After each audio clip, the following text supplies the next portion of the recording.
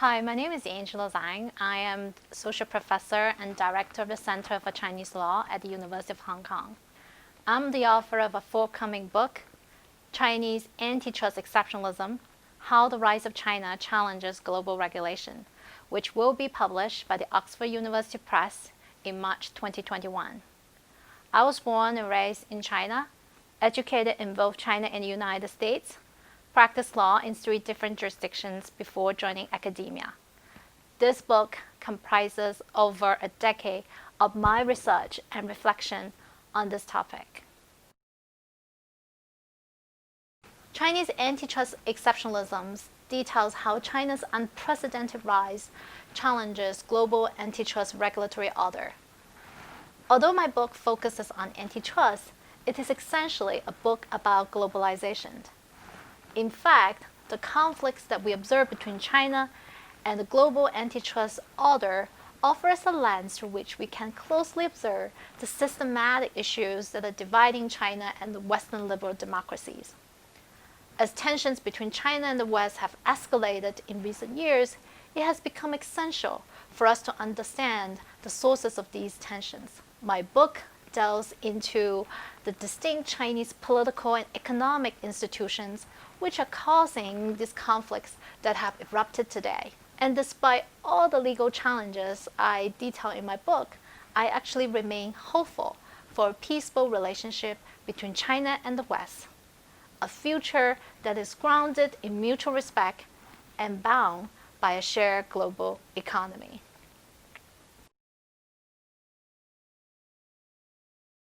Chinese antitrust law enforcement is unlike any other country in the world. Many multinational companies found themselves in unfamiliar territory. Although they may cry foul to those outside China, citing due process violations or insufficient transparency, they rarely challenge the antitrust agencies directly.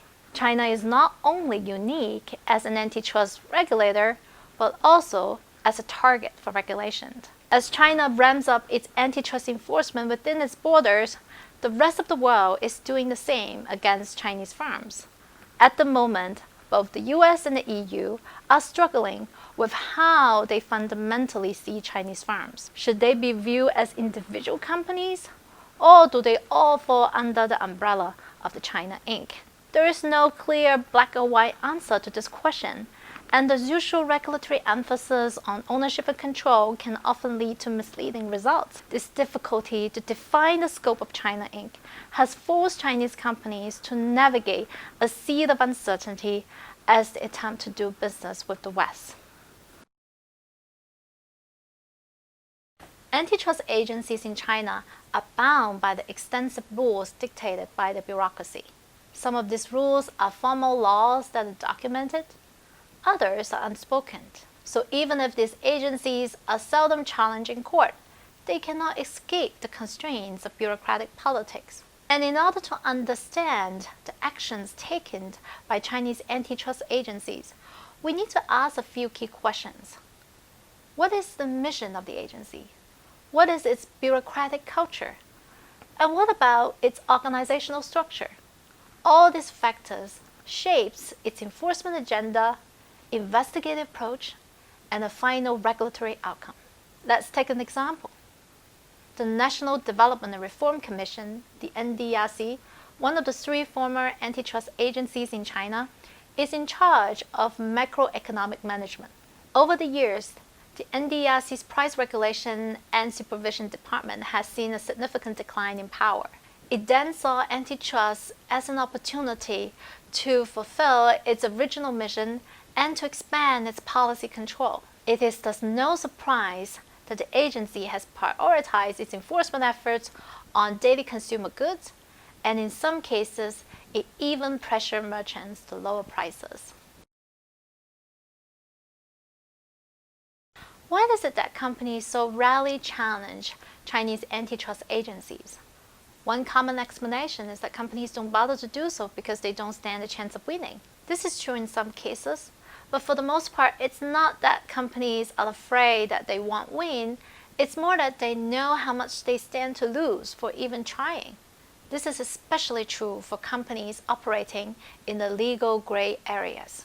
Let's take the example of Biostime, one of the 9 infant formula manufacturers that I investigated for conducting resale price maintenance in 2013. The NDRC strategically exposed the company to negative media publicity because Biostime tried to vigorously defend itself at the beginning. As a result, the company lost over 1/3 of its market capitalization within 1 week.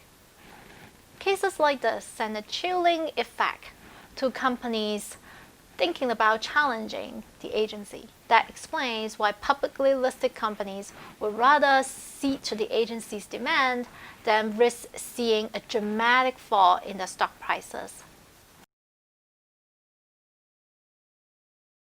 The period after the Great Recession of 2008 saw a large influx of capital into Europe from mostly Chinese state-owned firms. The European Commission has needed to decide whether these companies represent individual entities or form part of China Inc. In attempting to resolve this question, the Commission has moved towards treating all Chinese firms in one sector as a single entity. But if these companies do belong to the China Inc., then the Commission has potentially blocked itself from challenging mergers or cartels between Chinese firms. This regulatory dilemma explains why the Commission has been actively seeking alternative regulatory tools to deal with Chinese investment. Its most ambitious proposal came in June 2020 when it released a white paper that would set up a new merger control regime to vet state-backed acquisitions. And many observers believe that this move is precisely targeted at Chinese firms.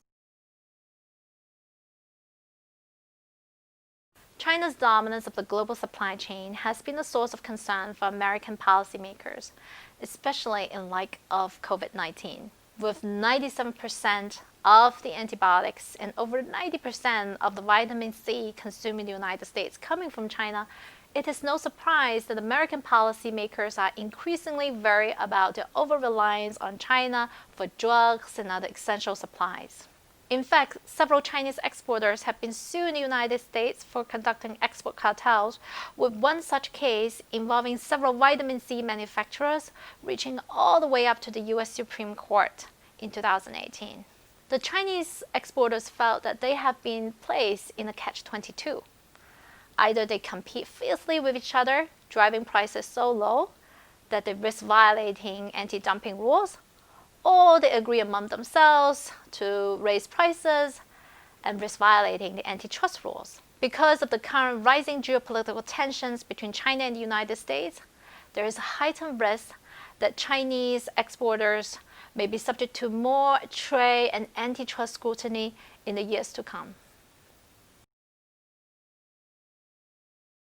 The US government has wide discretion in imposing sanctions on foreign businesses and individuals, as we have seen in cases involving Huawei and ZTE. And the Trump administration has not been shy in using this power to influence trade and foreign policy against China.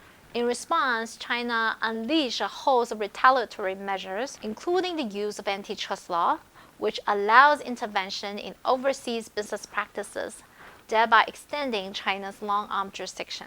One recent example is Qualcomm's attempted $44 billion purchase of NXP semiconductors in 2018. The deal obtained clearance from 8 jurisdictions, and China was the only one that held up this deal.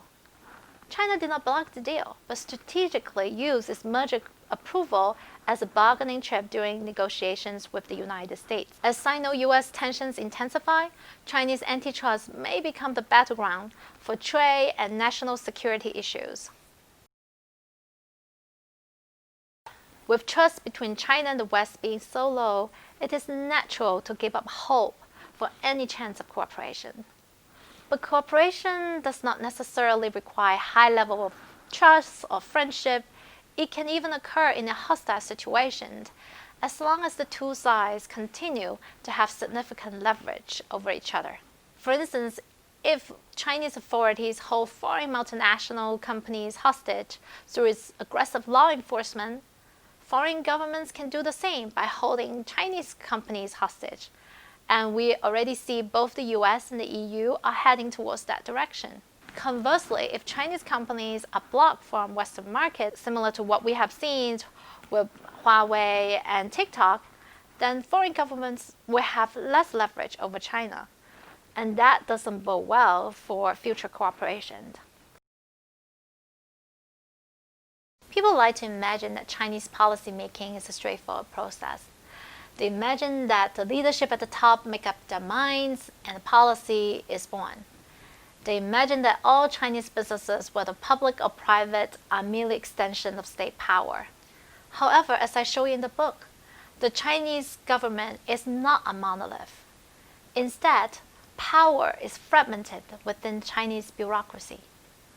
And despite pervasive state interventions, the Chinese economy is highly decentralized, and companies do fiercely compete with each other. So what you see on the surface is merely the tip of the iceberg. The reality is that the Chinese economic and political landscapes are as complex as the institutions that shape them.